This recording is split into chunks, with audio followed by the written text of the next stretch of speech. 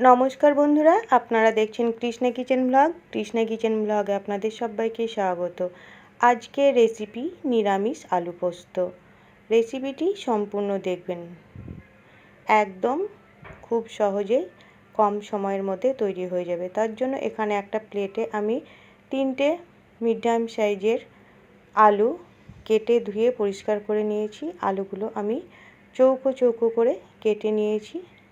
আর নিয়েছি 3টে চেরা কাঁচা লঙ্কা। কাঁচা লঙ্কাগুলো দেখুন আমি অর্ধেক করে চিড়ে নিয়েছি। নিয়ে নিয়েছি একটা ছোট মিক্সি জার।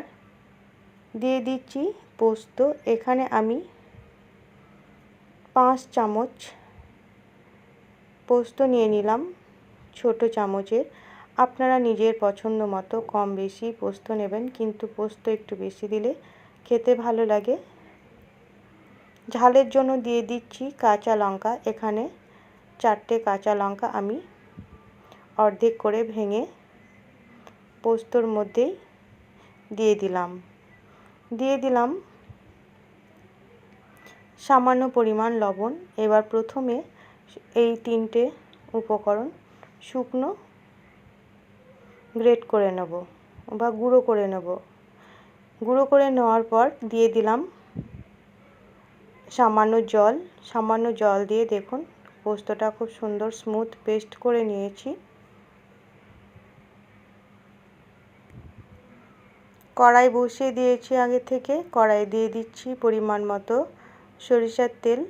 যেহেতু পোস্ত রান্না করব, পোস্ততে সরিষার তেলেই বেশি ভালো হয়।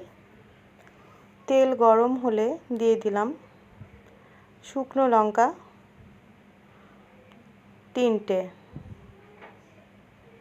এবার কেটে রাখা আলুগুলো তেলে দিয়ে দিলাম। এবার আলুগুলো ভেজে নেব। দিয়ে দিলাম স্বাদ মতো লবণ। একটু ভালো করে নেড়ে চেড়ে ঢাকা দিয়ে দিলাম। 2 মিনিট মতো লো ফ্লেমে আলুগুলো ভেজে নেব। তো দেখুন 2 মিনিট পর ঢাকা খুলে দেখাচ্ছি আলুগুলো একটু কালার চেঞ্জ হয়েছে, দেখে বুঝতে পারছেন। তো হাতে আর একটু সময় নিয়ে আলুগুলো লো ফ্লেমে ভেজে নেব। এখানে আলুগুলো যত ভালো করে ভেজে নেবেন তত পোস্তটা খেতে ভালো হবে। এখানে লো ফ্লেমে আলুগুলো ভেজে নিতে হবে, বেশি লাল হয়ে গেলে কিন্তু পোস্ত খেতে ভালো লাগবে না। তো দেখুন হাতে সময় নিয়ে আমি আলুগুলো ভেজে নিচ্ছি।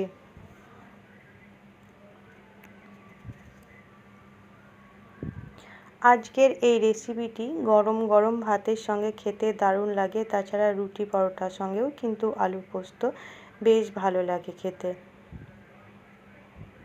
দেখুন আলুগুলো দেখে বুঝতেই পারছেন লো ফ্লেমে বেশ কিছুক্ষণ ভেজে নিয়েছি।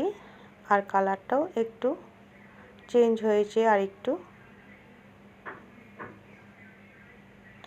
এবার দিয়ে দিচ্ছি আগে থেকে বেটে রাখা পোস্তর পেস্ট।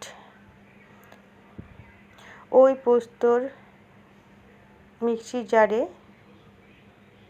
আরও পরিমাণ মতো জল দিয়ে দিলাম। মিক্সি জারে যেটুকু পোস্ত লেগেছিল সেটুকু দিলাম আর একটু পরিমাণ মতো জল দিয়ে নেড়ে দিলাম।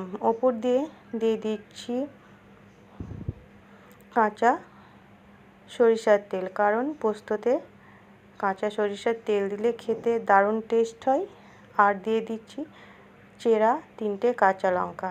এবার নেড়ে ঢাকা দিয়ে রান্না করে নেব। ঢাকা দিয়ে দেওয়ার পর কিছুক্ষণ রান্না করার পর দেখুন ঢাকা খুলে দেখাচ্ছি পোস্তটা খুব সুন্দর কিন্তু রান্না হয়ে গেছে। তো আরেকটু আমি ঝোলটা শুকিয়ে নেব। এখন অনেকটাই পোস্ততে ঝোল ঝোল আছে, তো আলুগুলো খুব সুন্দর সেদ্ধ হয়ে গেছে।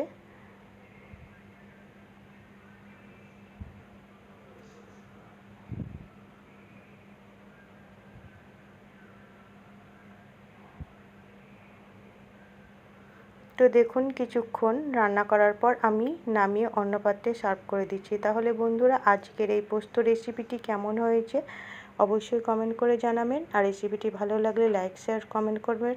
আর আমার চ্যানেলে নতুন বন্ধু হয়ে থাকলে সাবস্ক্রাইব করে পাশে থাকবেন। আর পাশে থাকা বেল আইকনটি অবশ্যই ক্লিক করবেন। নতুন কোনো ভিডিও আপলোড করার সঙ্গে সঙ্গে নোটিফিকেশন পৌঁছে যাবে সবার আগে আপনাদের কাছে। তাহলে সম্পূর্ণ রেসিপিটি আপনাদের দেখার জন্য অসংখ্য ধন্যবাদ। আবারও চলে আসবো নতুন কোনো রেসিপি নিয়ে। ততক্ষণ আপনারা ভালো থাকবেন আর সুস্থ থাকবেন। আর রেসিপিটি অবশ্যই একবার করবেন।